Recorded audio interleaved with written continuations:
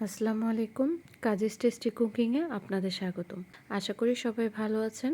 আজকে আমি আপনাদের জন্য একটা সহজ এবং মজাদার একটা কেকের রেসিপি শেয়ার করব। এই কেকটাতে কোনো প্রকার বিট করার কোনো প্রয়োজন নেই। বিটার মেশিন ছাড়াই আপনি সহজেই মাঠ কেকটা বানাতে পারবেন। তো চলুন শুরু করি। প্রথমে একটা বাটিতে 1 কাপ ময়দা এবং 1 কাপ কোকো পাউডার নিব এবং এই শুকনো উপকরণের সাথে অল্প কিছু মিল্ক চকলেট ছোট ছোট টুকরো করে সাথে মিশিয়ে নিব।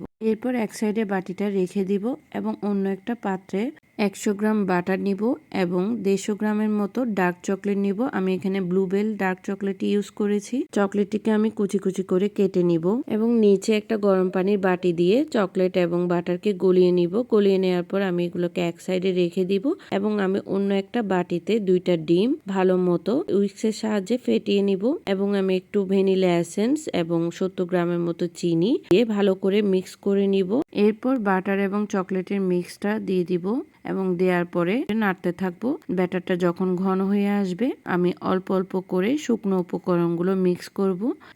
শুকনো উপকরণগুলো মিক্স করার সময় বেশি জোরে মিক্স করা যাবে না, আলগা হাতে আলতো আলতো করে মিক্স করতে হবে। একদম শেষে আমি কিছু চকলেট চিপস অ্যাড করে নিয়েছি। একটা বেকিং এতে ঘি ব্রাশ করে নিয়েছি এবং বেকিং পেপার বিছিয়ে বেক করে নিয়েছি। আমার বেশিক্ষণ সময় লাগেনি, 15 মিনিট মতো সময় লেগেছে। এই কেকটাতে যত বেশি চকলেট ইউজ করবেন তত বেশি মজা হবে এবং এটাকে আমি ওভেনে বেক করে নিয়েছি। আপনারা চাইলে চুলায়ও বেক করতে পারবেন।